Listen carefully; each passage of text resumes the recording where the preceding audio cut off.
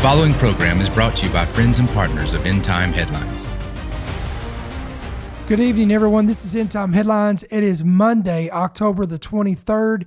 We want to welcome you to tonight's broadcast. If you are new to the broadcast, this is your first time joining us by maybe the audio of Apple or by Spotify, or if you're watching a visual platform of this, maybe on Rumble, YouTube, Facebook, whatever that platform may be, and you're able to comment, let us know in the comment section below that you are new and where you guys are joining us from. As always, I'm your host, Ricky Scaparo, the founder and the voice of End Time Headlines, and we do want to welcome you to tonight's program.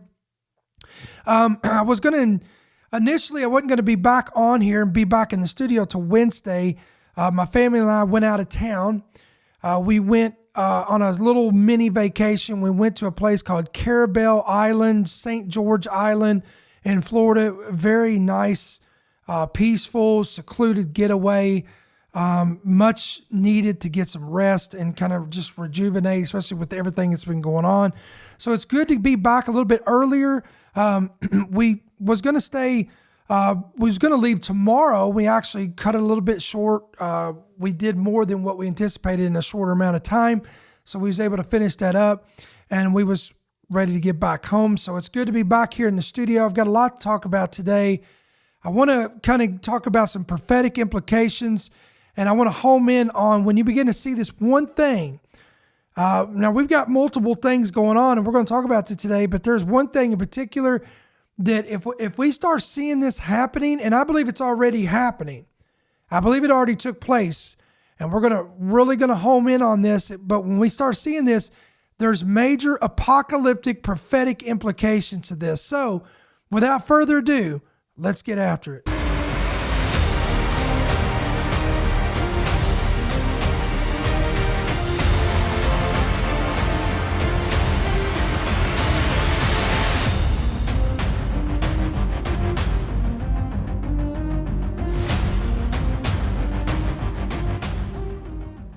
All right, as always, guys, before we get started on tonight's broadcast, I want to encourage you to download our free app. If you've not done it yet, it is available on both Android and Apple devices. This is how you're going to keep up with our ministry. Do not rely on social media outlets. It's only a matter of time, especially if things continue to go in the direction that they are going and have been going. It's even going to accelerate even quicker. These major mainstream media outlets, these social media outlets, there's going to be even more heavy suppression, censorship, and shadow banning. So we want you to get our free app so you can keep up with our ministry. Again, download it today, hit yes to push notifications, and you're going to be good to go with every headline and every podcast when it is readily available. And as always, guys, can you do me a favor? Hit that like button. Hit that share button, hit that bell notification to subscribe here on Rumble, YouTube, Facebook Live, and all these platforms so that you can push our material out there on the algorithm and so that you can keep up with us. So as of the recording of this, again, this is Monday, October the 23rd, this war in the Middle East is continuing to escalate. Israel, as of yet, has not fully engaged in their ground assault. There is much speculation on why they have delayed this. Everything ranging from, there's some speculation that the Biden administration has basically come in as a buffer and tried to convince Benjamin Netanyahu to hold off and to try and to not escalate this even further and not to, quote, act out of rage as what Biden accused America to do under the Bush administration during 9/11 or after the terrorist attacks took place on American soil on September 11, 2001. There is other speculation that there is a hostage negotiation situation taking place right now, in which there's the U.S. forces along with Israeli forces are working to negotiate with Hamas in order to release hostages. Now, we do know, according to the latest report, that there was 2 U.S. Americans that were released. It was a mother and daughter that were recently released as of this recent report that we got out of the Middle East, out of Israel. Now, we also know, according to the dailymail.com, the leader of Hamas is reportedly holding talks with a top Iranian official amid growing fears that the Israeli-Gaza war could mushroom into a wider Middle East conflict. This as the Israeli Defense Forces strikes 2 Hezbollah cells in Lebanon and Syrian international airports. The report goes on to indicate that Hamas, again, the leader of Hamas, and a top Iranian official held talks recently amid growing fears that this war could escalate into a wider Middle East conflict. Now, this also comes in heels of a report. This was from the U.S. Sun. I'm going to read this headline. Quote, 6 terrifying steps that would see Gaza crisis spiral into World War III with British and U.S. boots on the ground. This is from a ex-Navy chief. And there's a little graphic here for you guys that are watching the visual of this. It shows you this 6-step process that would lead us to a full-blown Third World War. Number 1, Israel would overreact. And this is what Biden is basically trying to accuse them of or warning them from doing. It's unbelievable. But anyway, number 2, war then would spread into Lebanon. And then number 3, Syria would be involved. Russia would be involved. Syria and Russia both would be teamed up together. Then the 4th step would be Iran kicks off, or Iran gets engaged, a full-blown interference or engagement into this war. Number 5, and again, as if they're not already, and as if not Syria and Russia and Lebanon's not already either.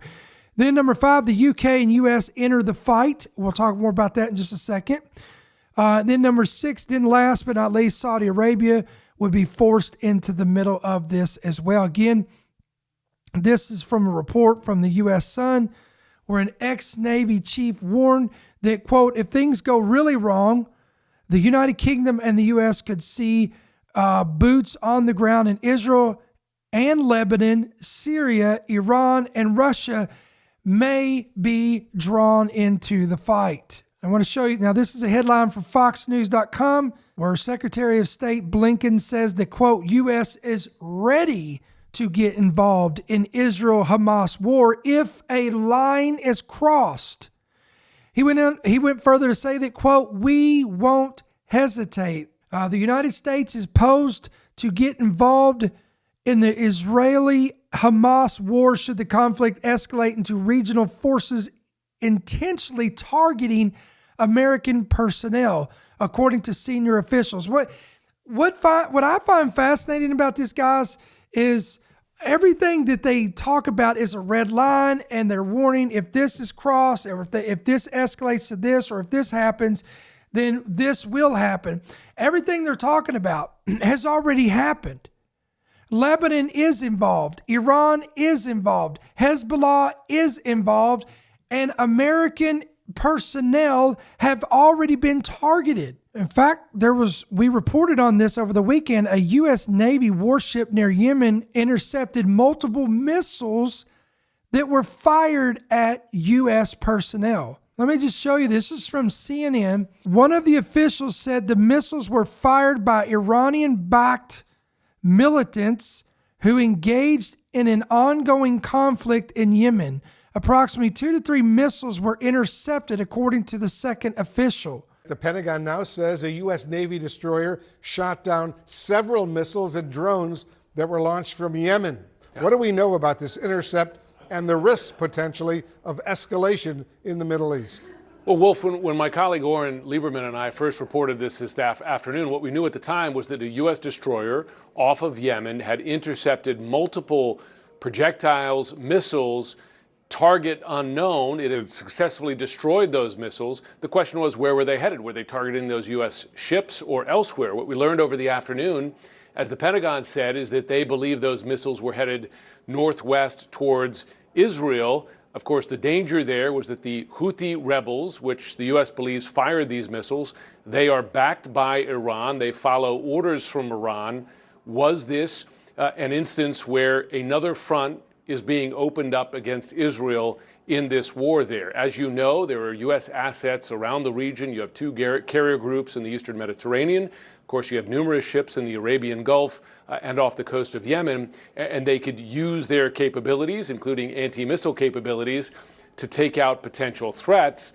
And that's what appears to have happened here. Of course, the danger, Wolf, is escalation not only involving Israel, another front opened up on Israel by, in effect, a proxy group, the Houthis, controlled by Iran, but also you have U.S. forces in the line of fire in the Eastern Med, in the Arabian Gulf, and off the coast of Yemen. And it shows you, Wolf, the potential for escalation of this war. Does Iran choose to open up another front through its proxies, whether the Houthi rebels or Hezbollah north of Israel? And do U.S. forces pose a danger, in effect, of getting involved? That's the real concern here of U.S. officials, and it's why you've heard the U.S. president from the beginning say, if you're thinking about getting into this, Iran and others, don't think about it. Then we have this report. I'm going to pull you over here to a different report. This is from the Associated Press, where it reported that drones, these are military drones, attacked a U.S. military base in southern Syria, causing minor injuries. This was according to U.S. officials. U.S. officials announced a U.S. military base in Syria was attacked by drones. They say this follows other drone attacks over the past few days against the U.S. in Iraq. We're now also seeing alleged involvement from other countries. North Korea denies arming Hamas fighters with weapons, but reports show it was North Korean missiles that misfired, causing Tuesday's deadly hospital explosion. And the Department of Defense releasing new video of more than 180 intercepts of U.S. warplanes by Chinese aircraft over the past 2 years, with military officials calling this beyond concerning. So I find this odd that Blinken is warning that if the line is crossed wherein which U.S. personnel are targeted, well, guys, they've already been targeted, and I get it. Nobody wants World War III. I get it. I understand. This is probably why Israel has held off on fully enforcing a ground assault. This is why America is slow to pull the trigger on these things, because we know the ramifications of this. Every general, every personnel in war, every commander, the president of the United States, the prime minister, everyone knows what is at stake here. Even China has deployed 6 warships to the Middle East.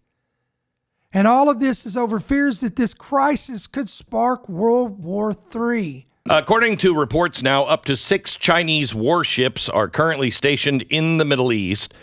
China's People Liberation Army, the CPLA, reported engagement in a joint military exercise with Omani Navy while visiting Oman. So the Navy Escort Task Force is now by Kuwait, which is right there near Iran, which I think is really, really, no, seriously, it's exciting. Obviously, I'm not in the rooms advising anyone, but I did think, are they just preparing to go to the head of the snake? Now, I don't think so, but we do know that Iran now has 1 nuclear weapon and are just about to develop its 2nd nuclear weapon. So is it possible that they are just going to target Iran, its clerics, or its nuclear facilities? Now, the nuclear facility is supposedly buried so deep that you're not supposed to be able to knock it out with any kind of conventional weapon. The Army seems ready to go. They've been ready for a few days. Aerial bombardments meant to prepare the ground, are meeting with diminishing returns now at this point. And the widely accepted reason over in Israel is international pressure, plus the long train of visiting dignitaries and possible negotiations. the problem with the latter is that Hamas will probably go for the drip approach, meaning to drag out more time, and the media will continue to turn on Israel. If they're going to target Iran, most likely they'll target the nuclear installations. We will continue to watch this. Let's see. There's a couple of other things that would majorly escalate this thing. However, I think they understand that. I think we understand that, and I'm sure the administration is strongly recommending they don't do that. What are they going to do? No, I think they should do it. But I don't know. They are the head of the snake, right? And that's the only way to put a stop to this. Yeah. And so, but it does escalate things. So I think pretty much anything they're doing. It's a big decision. I mean, when I saw that China was there already. Yeah. But to have them move their ships in shows, that's Iran and Russia. So there is an axis of evil, and those three are together. And with us. Against us. Yes. Against us. Right. Yeah. But they're all in the same general vicinity. I mean, if this goes wrong, we are at World War III quickly. But here again, we see where Israel there's all these threats coming in from all sides. This is why they're talking about this thing could spiral out of control, and we could see ourselves at the precipice of World War III. But tonight, look, I wanted to give you a quick update on it, but now I want to shift gears, and I want to get into this is, this weekend when we were away from the hustle and bustle, I was away from the city life. We got down into, and listen, if you've never been to Caribel or St. George Island, it is like a whole other world in itself. It's so quiet, so peaceful, so, I live about, 45 minutes outside of Atlanta Metroplex, and we're used to traffic. We're used to, city. We're used to this and that. So when we went out to, down, to the Caribel Island, Caribel, Florida and St. George Island, it was like night and day difference. But you'd be surprised when you get alone and you get quiet and everything is just so peaceful. You can hear so much more clear. I've always said that the Lord is always speaking. The Holy Spirit is always speaking. The problem is we're so inundated with voices and so much clutter and so much noise that it drowns out the small, still voice of the Lord. So as I was there and watching, I was still keeping up with things, watching the news, looking at these protests. We'll get in more about that. We're going to talk about these protests here on American soil. And over 100,000 people took to the streets of London. So in the West, we'll say that the protests in the West, where these people are chanting pro-Palestinian and pro-Hamas rhetoric, anti-Semitic rhetoric, unbelievable. We're seeing the echoes. We're seeing the same rhetoric that we saw during the time of a certain dictator that ordered the extermination of over 6 million Jews. 1.5 million of them were children. And we're seeing this same thing happening again. The Antichrist spirit has always been in the earth, but it's almost as if for several decades it kind of went quiet, but now it's almost like there has been an unleashing of demonic forces that we have never seen in a generation, in 40 years, 60 years, 70 years. And this Antichrist spirit, I've been talking about this for 2 weeks now. If you have no clue what I'm talking about, you got to go listen to other podcasts that we've talked about that. This spirit has been resurrected in this hour. And it's spreading its tentacles across. We understand it being in the Middle East. We understand that. We understand that being in high populated Muslim nations, but we're talking about the West. It is surfaced again in the West. Trust me, hang in here with me because I'm going to show you a clip and we're going to get it deeper into that. But I want you to understand, I want you to really pay attention to what I'm about to tell you. The problem is the mainstream media is working overtime and overdrive. Let me go back and say that again. I got a little tongue tied there. The mainstream media is working overtime and in overdrive to make what's happening in Israel political. They want to stir you up and politicize this. But I'm going to tell you something that you're not going to hear on mainstream media. Some other podcasters may touch on this, some may not. But behind the scenes at work is apocalyptic prophetic implications. I touched on this. I want to say it was last week. I touched on this a little bit, but I want to dovetail off of what I talked about last week. But I talked about just like in Christianity, Christians, born again Christians, believe in, or at least I would hope most do, but nowadays the tides have changed. And a lot of believers are not taught Bible prophecy. They're not taught on eschatology. So we could definitely see a shift in that, and it's already taken place. But I would say our audience that are listening and that are watching, just as we have apocalyptic, prophetic, end-time perspectives and views of the Bible and what we expect to take place in the last days, the Muslims and the Muslim world also has this same view. Now look, did you know that out of 66 books of the Bible, that there is 1,817 prophecies expand across 8,352 verses in the Bible? This comes out to be 27% of this entire Bible is prophecy.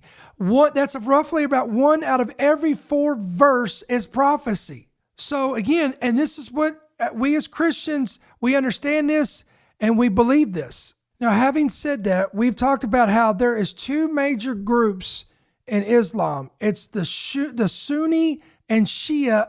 Both of the Sunnis and Shias believe that they believe in an apocalyptic Messiah called the Al-Mahdi. Listen to me carefully. They believe that the Mahdi will emerge from Iraq. Now, that's interesting. Iraq has a lot of history. Iraq is the same location where the Tower of Babel was constructed, Genesis chapter 11. This is also considered to be the alpha of every major false religion that's ever been birthed in the earth, came out of this same area. The Bible in Genesis 11 calls it the plains of Shinar. Today, it's literally Baghdad, Iraq. This same area. This is where Saddam Hussein reigned from.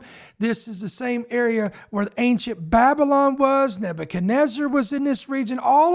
There's so much biblical history here. And even among Islam, they believe the Mahdi will emerge from this area. Now, just like as Christians, we understand Luke 21, Mark 13, Matthew 24, and we understand that these are the signs of the Messiah, the signs of the end of the age. What will be the signs of the end of the age and your coming? They also, in their beliefs, which is in their Quran and the Hadith. Now, we talked about the Quran is the written words of their prophet Muhammad, and the Hadith is the oral traditions that were passed down that were also alleged that came from their prophet Muhammad. So in other words, these imams and these clerics would say, according to the great prophet Muhammad, so and he said this and this and that, and this would occur and that would occur. So did you know that the main objective of Islam, now we're talking about apocalyptic Islam here, okay? We're not talking about, we're not saying that every Muslim is radical. I'm not saying that, because there's moderates, but then there's radical. But according to the radical faction of Islam, they believe the main objective is to unite the Muslim world. Listen to me carefully. To defeat the West, which is America, Britain, and France, and then defeat Israel. Let me say that again. The main objective is to unite the Muslim world. Why do you think Hamas and the Ayatollah in Iran, why do you think these clerics and these imams are getting up and they're calling for a global jihad against the West and against Israel? They call the West the great Satan and Israel the little Satan.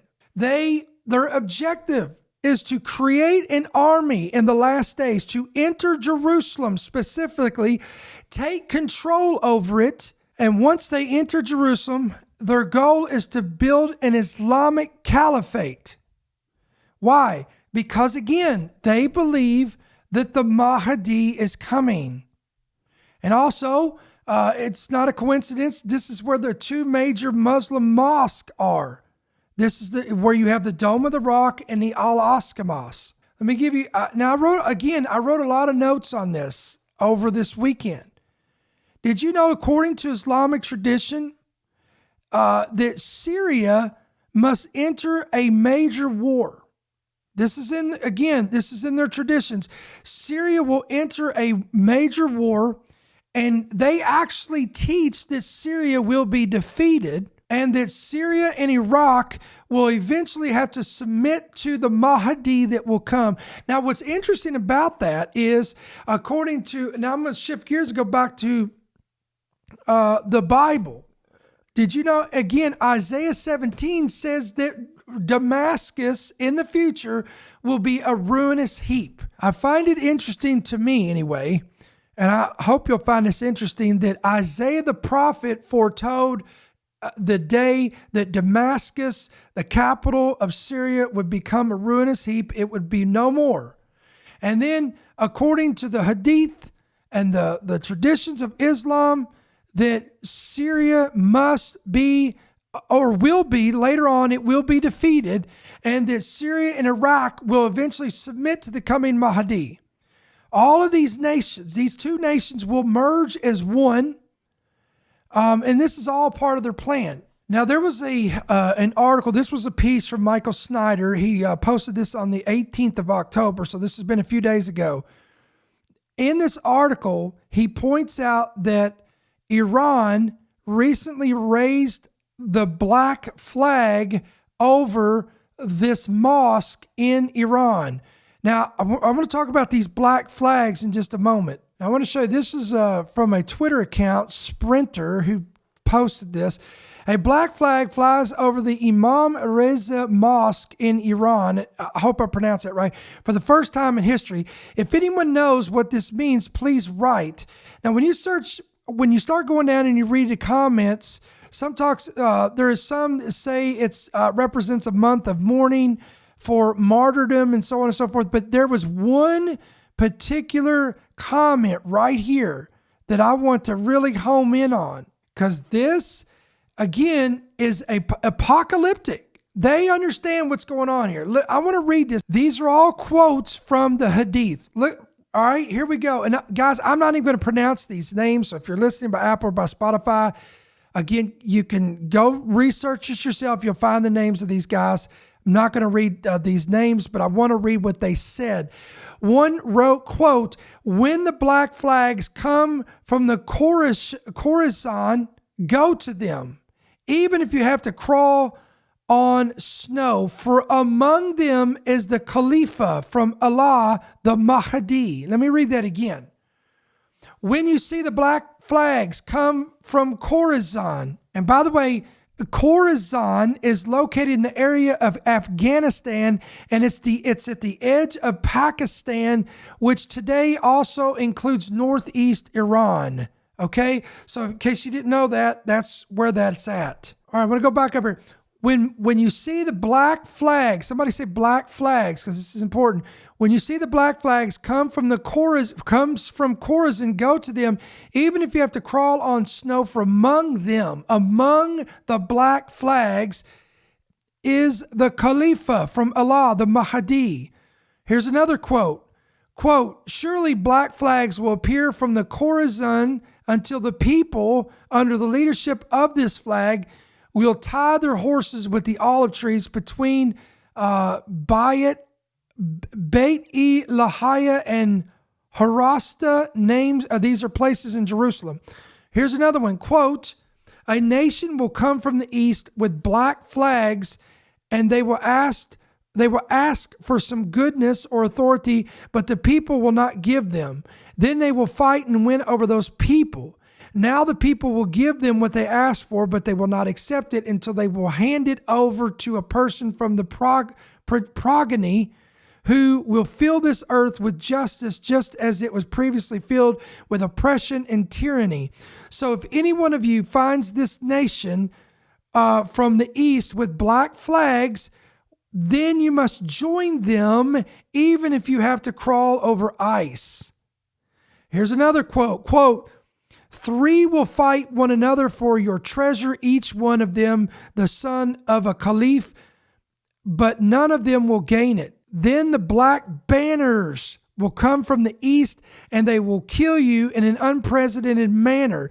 When you see them, the black flags, then pledge your allegiance to them, even if you have to crawl over the snow, for that is the caliph from Allah, Mahdi. Let me give you another quote. This is from the Grand Sheikh.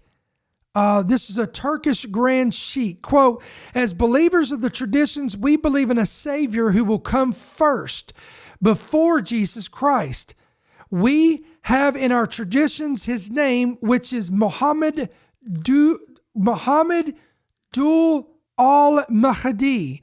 He is coming, but his arrival will be after a great war. Remember I told you they believe there will be a war between the East and the West. It will be the fight of the big powers with each other.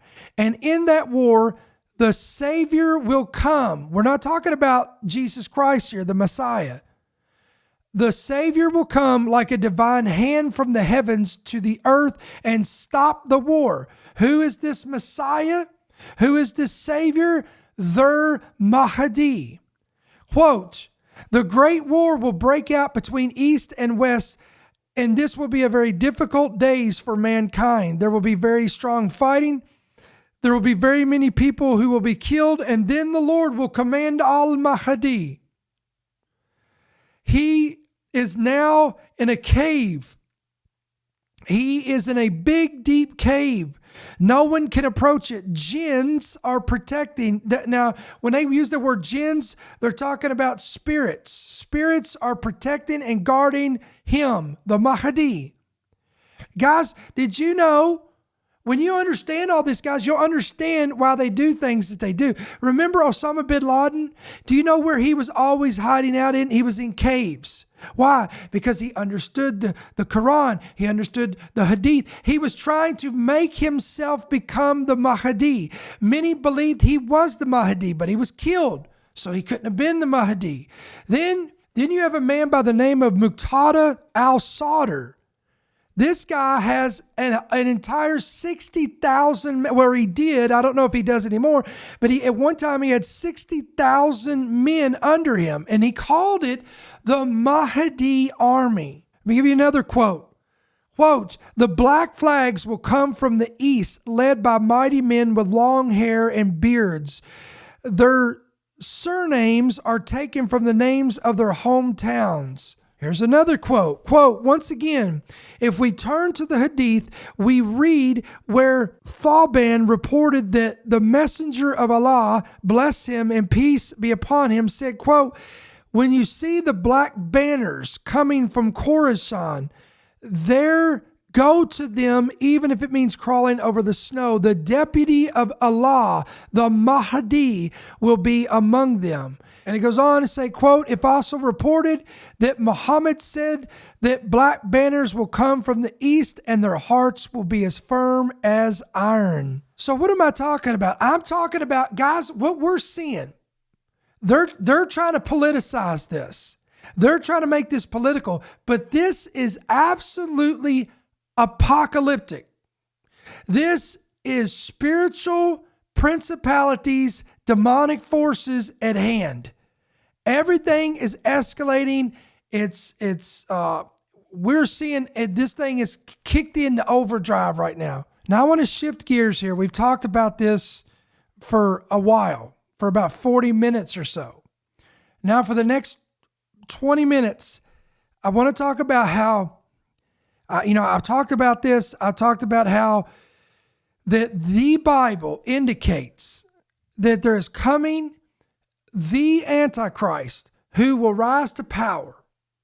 He will have the spirit of Antichrist upon him. He will be influenced by Satan himself, who will have no other agenda but to wipe out the Jewish race. He will do what another former dictator did, and it will be on steroids. It will be nothing in comparison to what happened under this former dictator. Now, if you ask yourself, listen, you got to ask yourself, here's a question you got to ask yourself. How in the world did we as a society and as a world allow 6 million Jews, 1.5 million children that were Jews, 6 million total, to be annihilated, to go through things that I can't name on this program? How do we allow this? How do we not speak up? Well, friends, it's happening again. In case you're not paying attention, it's already starting again. Listen, Satan empowered a bloodthirsty dictator that caused 6 million Jews to be slaughtered. That same spirit is rising in the earth again. It's here. It's manifesting across the United States. It's manifesting across the West. It's manifesting in college campuses. It's manifesting in the streets. The rhetoric that's coming, the threats that are coming. Are you paying attention? It's happening before our eyes. And guys, I'm going to tell you, if this thing don't fizzle out, and it doesn't look like it's going to, if this thing doesn't fizzle out, if this is not Satan prematurely trying to fulfill Bible prophecy, because guys, that's all it was when many people, when 6 million Jews were being slaughtered, they thought that he was the Antichrist. They thought this was everything the Bible foretold, but we now know that was not it. We know that Nero was not the Antichrist. We know that Stalin was not the Antichrist. Mao was not the Antichrist. We know these guys were not the Antichrist, but they had the Antichrist spirit on them that had the same agenda that we're seeing coming from the streets of America and the West, and even right across our college campuses. Let's pull up this clip. These are the exact times I have been warning America about for almost, 15 years, 20 years now. It is why I spent so much time on Israel and the Jewish state and Martin Luther King for so many years, because this is part of what always happens in a world that goes mad with socialism and Marxism. It always comes with massive anti-Semitism. And we're seeing it now in our universities. We're seeing it everywhere. And it's apparently not that disturbing for a lot of people. I think everyone should be talking about this at lunch and dinner, at the water cooler, wherever you're hanging out and talking about things. There is nothing, I think, more important than this. Because once anti-Semitism is this, it's this gateway to hell. It is a gateway to hell. And I just ask if you are not Jewish. I'm not Jewish. I just want you to imagine what it must feel like having your children at a university today, or you at a university, or just being Jewish. We've seen this movie before. Right. It's not like, oh, well, they don't really mean it. Oh, yeah, no, they do. And when they're chanting this at the University of Pennsylvania, there's only one solution. That's not even veiled. They're talking about the final solution, which was so horrific, they never said the extermination of all the Jews. They gave it a code name, the final solution. They didn't even want people to know about it, but apparently everybody on the left here in America and around the world are all for just letting it rip. And that's a very good, powerful statement he just made right there. We need to be paying attention to that. We need to be paying attention to that, because if our officials are silent on this stuff happening, this is exactly what led to history. And it's going to, again, history repeats itself. And I'm going to tell you, this ain't going to repeat itself again as far as what we saw and then pull out of it again. This will be the final. This is it. All the technologies here for the mark of the beast, the image of the beast, everything is in place. This will be the final thing. Guys, we are wrapping this thing up. It's sad, it's disturbing, but it is absolutely mind-boggling how we could repeat this again, but it's happening. That should terrify non-Jews. Yes. Let alone anyone of Jewish descent. Julia Wax is a law student at Georgetown University. God love her. She's also Georgetown Law Zionist co-president. And Brooke Goldstein joins us. She is the Lawfare Project founder and executive director and author of End Jewish Hatred. Julia, Brooke, welcome to the program. Hi, thank you for having us. You bet. Julia, let me start with you. What are you experiencing and others experiencing on campus? I'd like to say that this is not just happening at Georgetown. It's happening on campuses everywhere. Across the United States. And the world. And the world. And what we're experiencing is our student groups and students individually who are posting on social media things that basically are anti-Semitic rhetoric, things that are denying the events that happened this past week in Israel, denying the beheading of 40 babies. Wait, stop. But how's this possible? Where's the social media police? Remember, we were told that they were not going to allow this stuff to happen on social media platforms. Where is Zuckerberg? Zuckerberg's Jewish. Why isn't he stopping this?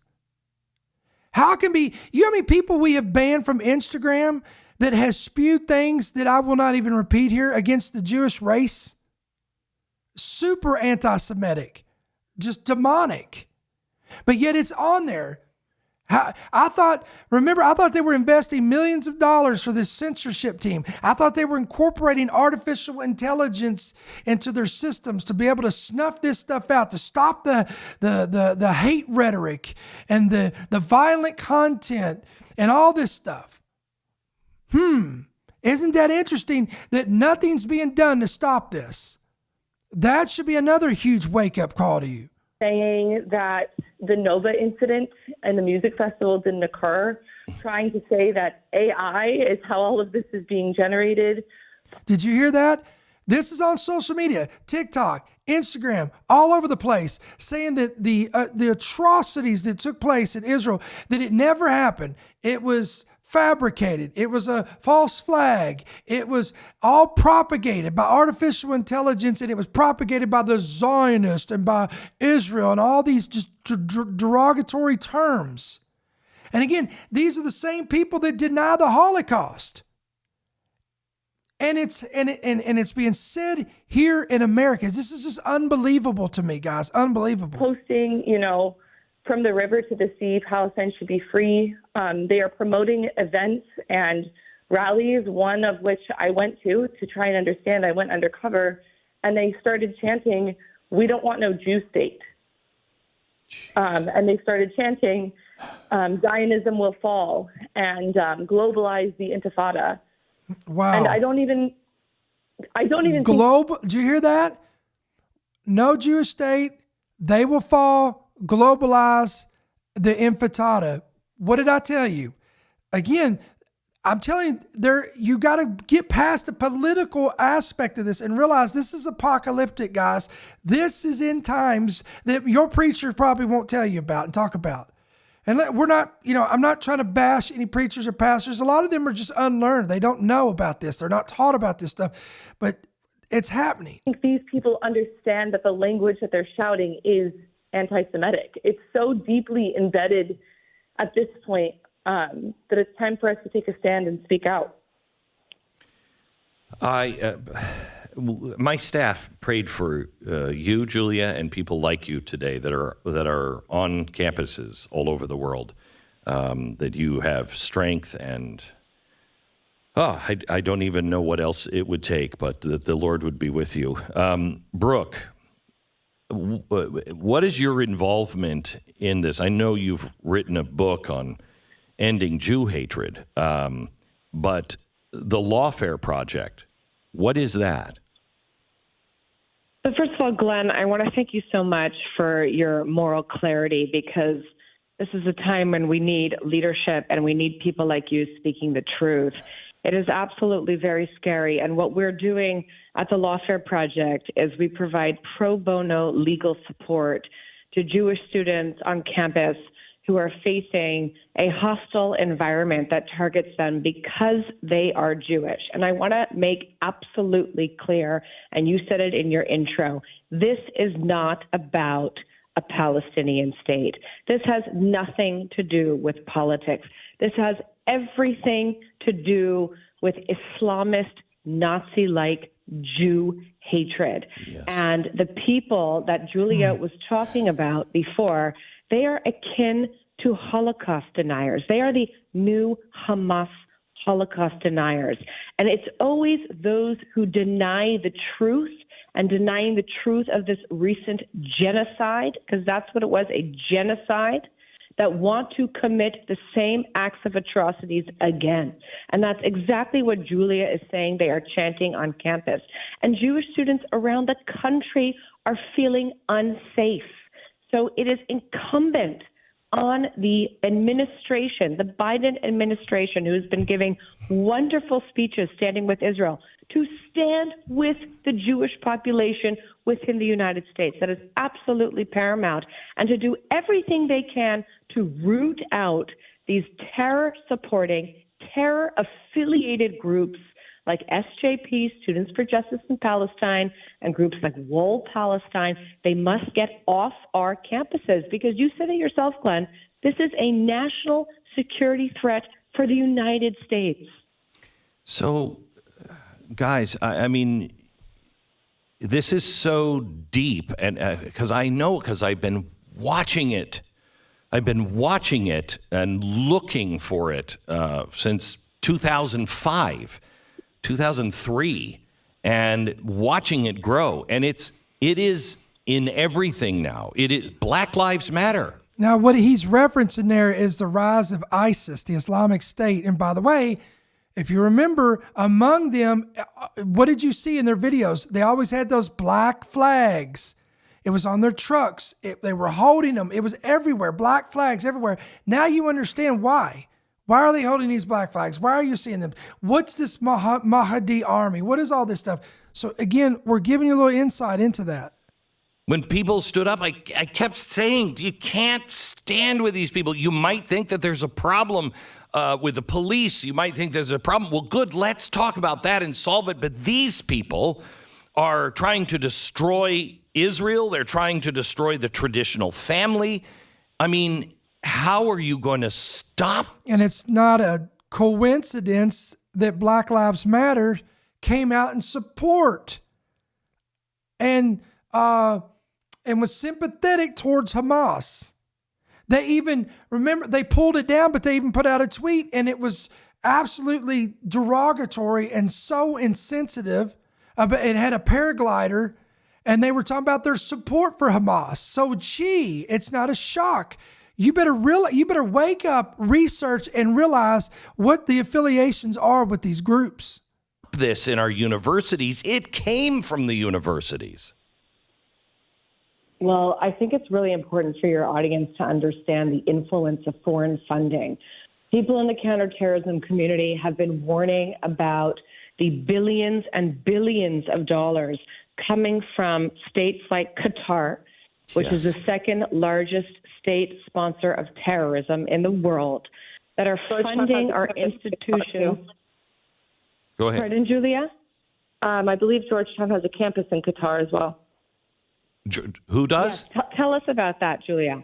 I don't know too much, but Georgetown does have a campus in Qatar.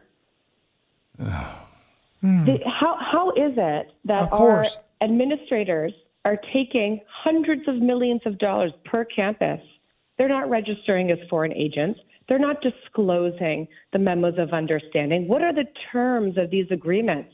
I guarantee you this money we know is going to diversity, equity, inclusion. It's going to critical race theory. It's going to fund students groups. And it's going to radicalize Americans to turn not just against Israel, but against America.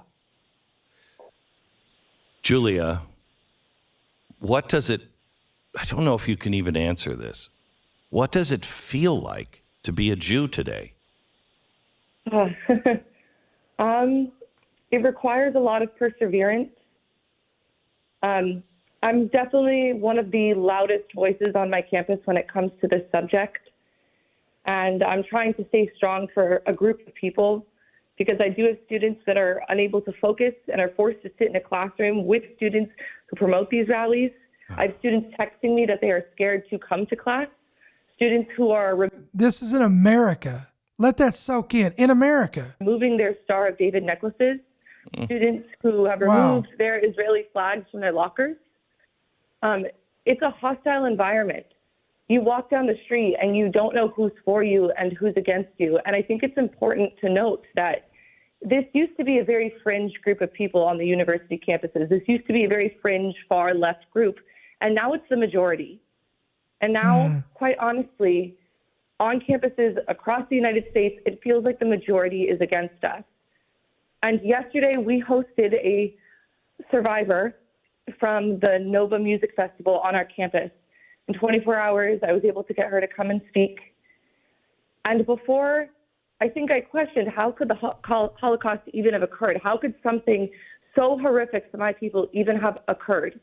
And after last night and listening to this woman speak, this woman who is similar in age to me, who looks like me, who's from a similar background to me, and hearing her give her story about running away from the terrorists, having friends who died as she sprinted forward, now I know. And it's a staunch and haunting realization as a Jewish person to have, to be sitting in that room with 40 other Jewish students, listening to this woman who looks like us, who is one of us, speak about being persecuted. And anybody who denies that Hamas is not a terrorist organization is part of the problem and is someone who is spewing anti-Semitic rhetoric and making this a much more globalized issue. And Julia, weren't you saying also that the survivor was then further taunted when she's come and tell her story on campus? Now you think about that. So here's a woman that survived this horrific act of terrorism and violence where many of her friends were killed. They didn't make it. I can't even imagine the PTSD that's already involved with this. She survives this only to come back to America where she believes she can be safe, where she has support, where she would never see this. And she comes back to this universe. She comes here to America, stands up and talks about this only to be taunted by the same spirit speaking out against her and taunt her. This is heartbreaking, guys. Heartbreaking. She did speak speak on the fact that even in America, she does not feel safe as a Jewish woman. That she had friends who asked to have their locks changed. That, she still does not feel safe even being here in America due to what she's seeing occur, specifically on campuses. Campuses are the think tanks of America. This is where all of our legal ideas, this is where our new educational ideas stem from. And it astounds me that we're looking at the most prestigious universities in the world, Harvard, Georgetown, Columbia, Stanford, Yale, all of these massive organizations. And they have people at their organizations, and it's not just 1, 2, or 3, it's hundreds of students that are shouting this rhetoric and making it unsafe for us. Will you please keep my phone number with you? If there is anything I can ever do or my organizations can do for you, please reach out. I want you to know, a long time ago, before I brought my family to Israel, I brought them to Auschwitz. And I told them that you can't understand Israel unless you understand Auschwitz. And I asked each of them to read a book of one of the righteous among the nations because I wanted my family to decide who we would be long before any of this stuff would happen again. I want you to know I am not alone and you are not alone. There are millions of us that stand with you. We know the past. We know what the future can be if we remain silent again. And you will always, always have a place at my table. Thank you. Thank you. I really appreciate it. God bless you, Julia. Glenn, I want to say one thing. It's just so important before we end. You said there are millions out there. We need you to be vocal now. What can you do to help the Jewish community? You can call up the administration at Georgetown right now today. Flood them. Flood their email inbox. Make sure that you're calling them every single minute, demanding they create a campus that is safe for the Jewish students, demanding they kick off the student groups off campus that are taunting Jewish students and making it unsafe to exist there. So I want to leave you with that question today. Where do you stand? Where are you going to stand in history? We don't know how much longer we've got. Listen, if the Lord should tarry, how much longer do you think that humanity can sustain itself in the conditions that we're in right now, geopolitically speaking, morally speaking, economically speaking, spiritually speaking? Guys, time is running out. And if we see a repeat of what we saw in the 1930s, 1940s, where do you stand? Are you going to stand? Are you going to be on the right side of history? Are you going to be on the wrong side of history? That's what I want. I want you. This is a very sobering thought today, because I believe if this thing continues to escalate like it is, we're going to be forced to take sides. We're going to be forced to take a stand, and we're going to be forced to make decisions that may divide homes, and it may come to that. But listen, Solomon said that which was is that which shall be. There's no new thing under the sun. Listen, I know it's a very sobering message today. It's a very thought-provoking message today. But again, I want to remind you, Luke 21:28, Jesus said, when you begin to see all these things coming to pass, to keep looking up, keep lifting up your heads, because your redemption is surely drawing near. Listen, endtimeheadlines.org, endtimeheadlines.com. Please bookmark our website. Again, don't forget to download our free app available on Apple and Android devices today. Hit yes to push notifications, and you're going to be set and be ready to go. Listen, if this ministry is a blessing to you, it encourages you, it informs you, it equips you on a week-to-week basis, we want you to pray about becoming a monthly partner. You can do that two different ways. You can give electronically through the app and through the main website. Those are the easiest ways to do that, or you can give by check or by money order, and you can make it out to right there on the screen at End Time Headlines, P.O. Box 1391, That's going to be Monroe, Georgia 30655. So, guys, thank you so much for being a part of the broadcast today. We're going to be signing off for tonight, but we'll be back. We plan on being back here tomorrow, Tuesday, October 24th. Same time, same place, same channel, 7 p.m. Central, 8 p.m. Eastern, with another great program. Until then, may the Lord bless you, may He keep you, and may His countenance shine upon you. We'll see you tomorrow. Thank you for listening to the End Time Headlines podcast. We pray that you've been blessed and equipped by today's message. For more information about how you can help partner with our ministry, please visit endtimeheadlines.org.